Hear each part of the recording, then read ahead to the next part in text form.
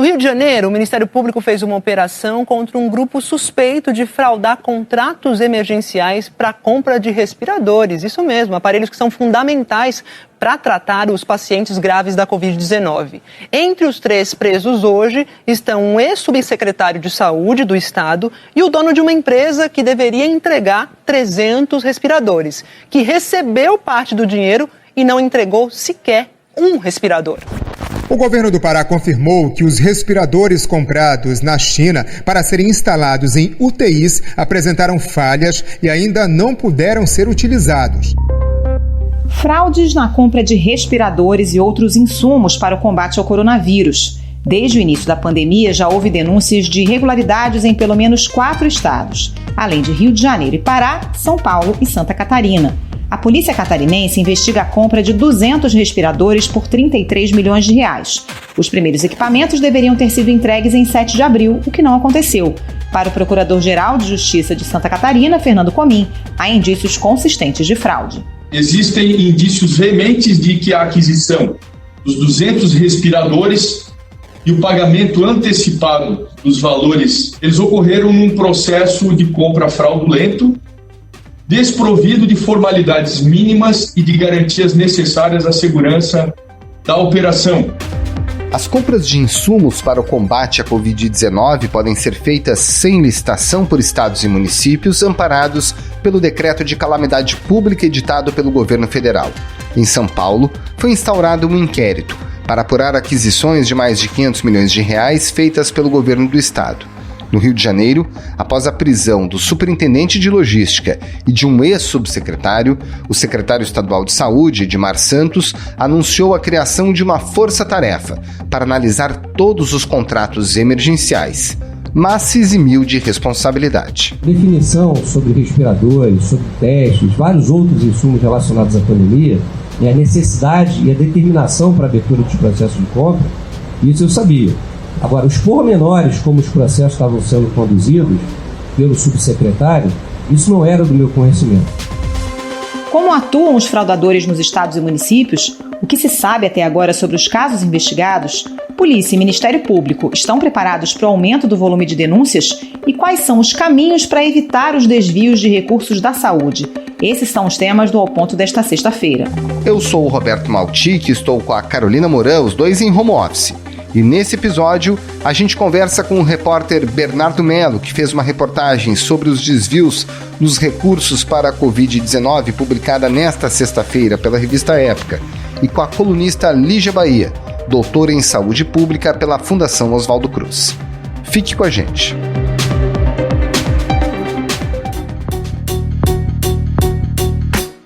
Bernardo Melo, a pandemia começou em 2020 e se aliou aí a uma chaga, né, um vírus que o Brasil tem há muito tempo, que é o desvio de dinheiro público e a corrupção. Parece que, no caso da Covid, os problemas vão desde panfletos até respiradores. Qual é o quadro que você e o Marco Grilo conseguiram apurar? Pois é, houve uma lei federal, né, que permitiu, dada a situação de calamidade pela pandemia do coronavírus, que governos estaduais, municipais e até o governo federal fizessem compras sem licitação, ou seja, de uma forma menos regulada, mas ao mesmo tempo mais ligeira. E justamente a ausência de licitação é uma forma de facilitar aí a aquisição de equipamentos importantes para combater a pandemia. Só que o que a gente vê é que essa medida, que teria um objetivo de, na verdade, facilitar o acesso à população, né, de equipamentos e insumos importantes para combater essa pandemia, na verdade tem sido usado como uma justificativa para gastos sem nenhum tipo de lastro e sem comprovação de que os produtos de fato estão sendo entregues da maneira como deveriam ser disponibilizados. O que a gente viu, por exemplo, em relação a governos municipais, e isso a gente vê até em cidades pequenas de diversos estados, como a Paraíba, por exemplo, que foi palco da primeira operação da Polícia Federal nesses tempos de pandemia para apurar justamente compras com suspeita de superfaturamento. Chamada de alquimia, essa operação acontece na cidade de Aroeiras, na Paraíba. De acordo com a Polícia Federal, a investigação começou com indícios de irregularidades na compra de livros pela Prefeitura da cidade, usando recursos do Fundo Nacional de Saúde. A gente vê em cidades pequenas que os gestores municipais, né, ou seja, os prefeitos, eles recorreram aí a gráficas fantasmas, como no caso de Aroeiras, que é um município no interior da Paraíba, para comprar cartilhas informativas de combate ao coronavírus, ou seja, teoricamente um item ali que serviria para ajudar a população a se prevenir, mas na verdade o gasto nessas cartilhas, ele, além de não ter uma justificativa muito clara, porque são cartilhas disponibilizadas pelo Ministério da Saúde gratuitamente, ainda são gastos feitos com empresas que não têm comprovação que atuam de fato nessa área, né? De que tem aí os materiais, os equipamentos necessários para você fazer impressões em larga escala aí de livros informativos. Cartilhas que nunca foram entregues e que custavam R$40 a unidade, sendo que o Ministério da Saúde oferece cartilhas gratuitas, né? Não tem justificativa. Exatamente. Isso a Polícia Federal encontrou ali ao fazer essa operação em Aroeiras, no interior da Paraíba, e a gente identificou na reportagem que outras cidades, também no interior da Paraíba, como é o caso de Lagoa de Dentro, que é um município ainda menor, com cerca de 7 mil habitantes, também fez uma compra com essa mesma gráfica, que segundo a investigação da Polícia Federal, uma empresa fantasma, para distribuir o mesmo tipo de cartilha à sua população. Ou seja, não é algo restrito a um único município, né? Não é um caso isolado. Existem outras cidades recorrendo a fornecedores cuja atividade tem uma série de suspeitos. E as compras grandes? Respiradores caríssimos, importados da China. O que a gente já tem de quadro em relação aos desvios no Brasil? Um caso que chamou muita atenção foi o do governo de Santa Catarina, que fez uma compra de 33 respiradores por um custo de R$200 milhões, e esses respiradores, até a última terça-feira, ainda não haviam sido entregues. Isso mais de um mês depois do governo catarinense ter pagado os 33 milhões pelos respiradores. O contrato, né, foi celebrado com uma empresa chamada Veigamed, que é uma empresa de pequeno porte que fica em Nilópolis, na Baixada Fluminense aqui do Rio de Janeiro, uma empresa que nunca havia atuado no comércio de respiradores. E a investigação do Ministério Público de Santa Catarina mostrou que essa empresa carrega indícios aí de ser administrada por sócios laranja, e a proposta vencedora dessa empresa para celebrar ali a compra dos 33 respiradores, né, com o governo de Santa Catarina, ela, na verdade, segundo a investigação, ela estava pronta antes mesmo da licitação ser aberta, da compra, né, ser aberta oficialmente, já que a compra foi feita sem licitação. A aquisição dos aparelhos, que é importante dizer, ainda não chegaram, deflagrou uma crise dentro do primeiro escalão do governo Moisés. E os representantes dessa empresa, eles foram apontados ali pela investigação do Ministério Público como intermediários, na verdade, de um pagamento de propina a agentes do governo de Santa Catarina para que essa compra fosse finalizada. A empresa admitiu que não vai conseguir entregar os respiradores que ela se comprometeu no contrato, e vai entregar respiradores que, na avaliação do próprio governo de Santa Catarina, são inferiores aos que foram prometidos, ou seja, não se sabe ao certo qual será a eficiência desses respiradores, né, ali na prática para os pacientes de coronavírus, e é uma situação parecida com o que aconteceu no Pará.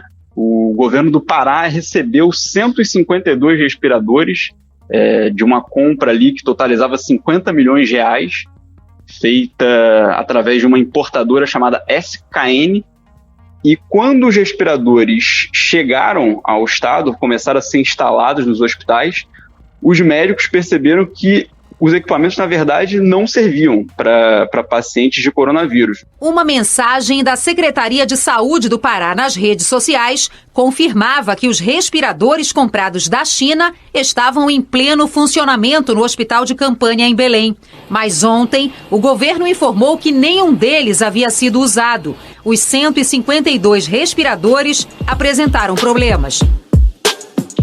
Bernardo, e essa importadora SKN, além desse contrato no Pará, também tinha um contrato com o governo do Rio que não cumpriu. Vamos detalhar um pouquinho a situação no Rio, porque no estado, inclusive, 2 subsecretários da área de compra já foram exonerados e presos, né?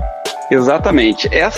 A SKN, na verdade, ela não formalizou diretamente o contrato com o governo do Rio. Ela foi subcontratada, digamos assim, né, por uma empresa chamada MHS. Essa empresa, sim, a MHS, que assinou o contrato com o governo do Rio de Janeiro para entregar respiradores que também não chegaram, embora uma parte desse valor desse contrato tenha sido adiantado pelo governo do Rio. E justamente quando foi cobrada a prestar explicações, a MHS apresentou ali como justificativo o fato de que havia tido um problema com essa empresa SKN. O pagamento para a MHS saiu apenas 6 dias depois da aprovação da Secretaria de Saúde. Na nota de empenho, do dia 7 de abril, o governo autorizou a transferência de 18 milhões de reais para a MHS, cerca de 1/3 do valor total do contrato, de 56 milhões. O representante da MHS, inclusive, que é o Glauco Otaviano Guerra, ele foi preso na última semana, numa operação do Ministério Público Estadual do Rio. Ele foi preso em Belém, que é a capital do Pará, e poucos dias depois, um dos representantes da SKN, que estaria em companhia do Glauco, foi preso pela Polícia Federal em Brasília. Ou seja, a gente vê aí indícios de que as empresas que têm atuado com irregularidades, né, com suspeitas aí de superfaturamento nesse período de pandemia, elas não limitam a sua atuação a um só estado, a um só governo estadual. Elas estão ramificadas aí em outros estados pelo Brasil.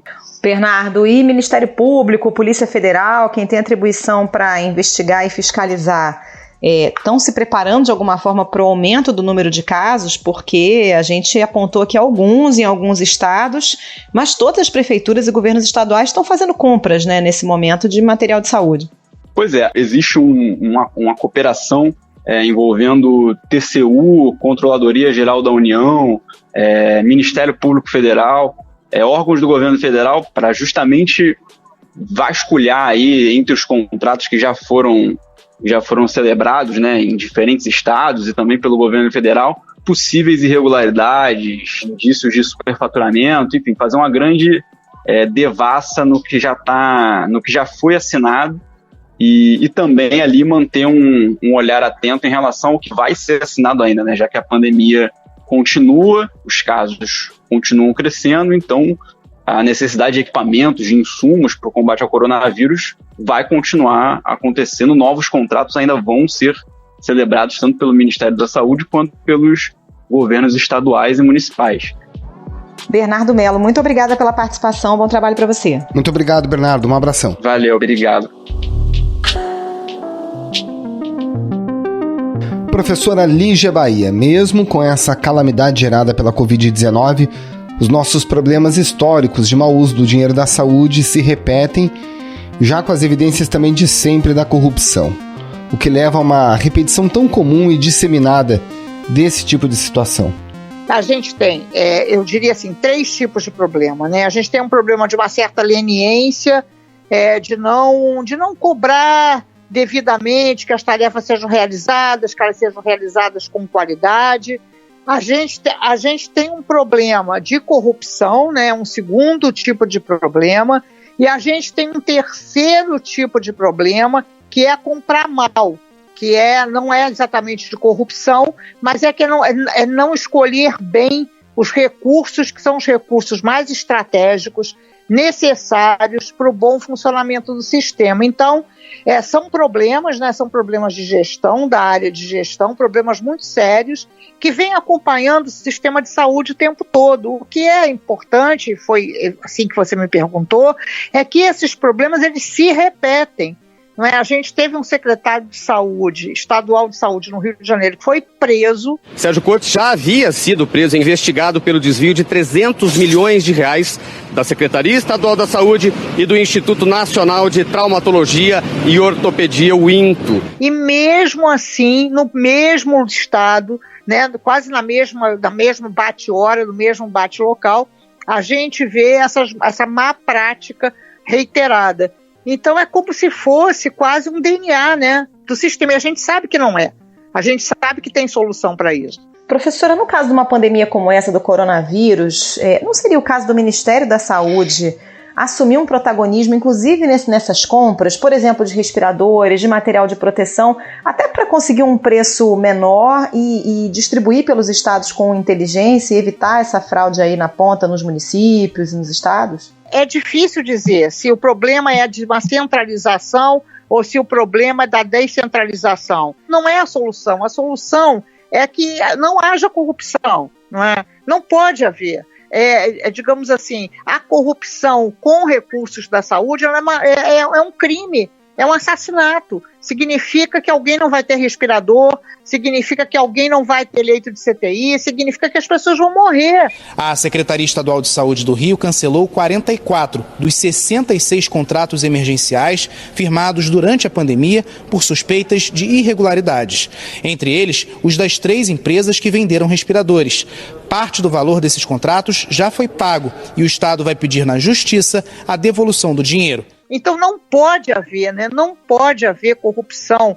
Os recursos, nós somos um país de renda média, nós não somos um país rico. Os recursos, poucos recursos que nós temos não podem ser desperdiçados, não podem ser objeto de uma ganância particular, privada, né? E tão cruel quanto essa, né? Que é o roubo de recursos que salvam vidas. Enfim, eu diria assim, eu penso que a gente tem que avançar muito, né? Tem que avançar muito na nossa capacidade de exigir um bom sistema de saúde, né? Nós não podemos tolerar isso. A gente tem que ter normas muito mais rígidas, né, contra esse tipo de crime. Esses crimes têm que ser caracterizados. E outros países podem nos ensinar muito, né? Muito em relação a isso. Que a gente não tem transparência. Os orçamentos, eles são peças incompreensíveis para a população. O sistema de compras, ele é incompreensível, é quase uma criptografia. Para a gente entender, nós estamos fazendo um trabalho agora de levantamento dos recursos durante a pandemia para a saúde, tanto a nível da União, quanto de estados e municípios. É muito difícil, tem que ser pesquisador para fazer isso. E olha, como que um conselho de saúde pode acompanhar alguma coisa tão difícil assim? Como que um cidadão pode acompanhar alguma coisa tão difícil assim? Vocês que são da imprensa sabem disso, que trabalho dá para consultar essas bases de dados que nós temos, não é? Que são, assim, alguma coisa da ordem do incompreensível, né? As informações mudam, elas não são amigáveis. Então, tudo isso a gente tem que avançar muito, né?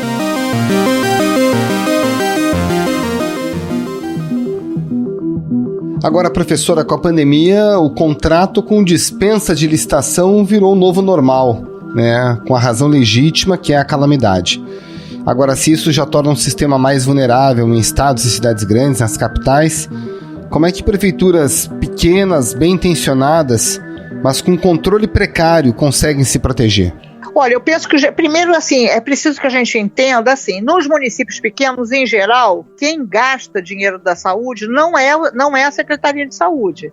Quem gasta o dinheiro que está alocado para a saúde é a Secretaria ou de Administração, ou de Planejamento, alguma coisa desse tipo, ou de Economia, da Fazenda. Dificilmente a Secretaria de Saúde tem autonomia orçamentária nesses municípios. Então, é preciso que o gestor desses municípios pequenos, eu acho que a primeira providência seria que a saúde tivesse autonomia, que o órgão da saúde, ele pudesse gastar os recursos para a saúde. Porque com isso, eu diria assim, ele já está mais próximo de vincular o dinheiro ao uso final desse dinheiro, não é? Então, se o dinheiro chegar na saúde, é difícil ele desviar para fazer algum tipo de atividade que não seja de saúde. Mas ainda assim tem que ficar de olho muito aberto, porque podem ser atividades não prioritárias, podem ser atividades de saúde não prioritárias. Então, a gente já teve um exemplo aqui no Rio de Janeiro, não sei se todos aqui que estão nos ouvindo lembram, que foi o uso de recursos da saúde para o restaurante popular. E isso a gente considera que, enfim, o restaurante popular pode ser muito importante, mas não foi um recurso indevido, porque o restaurante popular ele pertence a outra área de política social, não seria a área de saúde. Então tem que ficar de olho muito aberto, além de tudo tem que ficar de olho muito aberto para impedir a corrupção, não é? Que o que é a corrupção? A corrupção é a compra do agente, né? A compra do comprador pelo vendedor.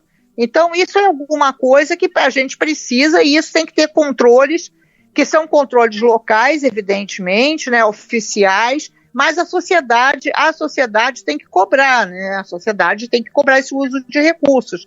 Então é muito difícil, né? Para nós brasileiros é muito difícil, porque a gente confunde a não existência do recurso com o mau uso do recurso. Quase sempre a gente enfatiza muito a falta de recursos. A gente enfatiza pouco o mau uso de recursos. Como tudo falta, né? Por exemplo, hoje, no Rio de Janeiro, está faltando leito, está faltando respirador, está faltando recursos humanos.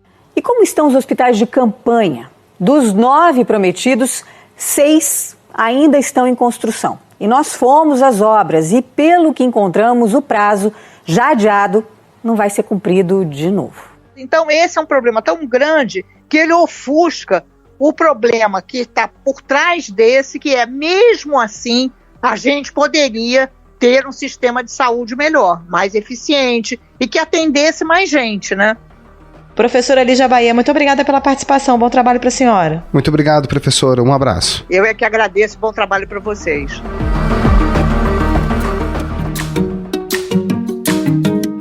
Esse foi o Ponto de Hoje, o podcast diário da redação do Globo. Nessa conversa a gente conta com a participação de toda a equipe do jornal, as mesmas pessoas que levam até você informação e análise de qualidade todos os dias.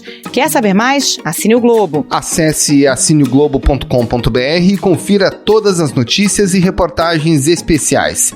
Lembrando que todo o material de utilidade pública relacionado ao coronavírus está gratuito. Não precisa ser assinante do Globo. A edição é do João Guilherme Lacerda. Tchau. Até mais.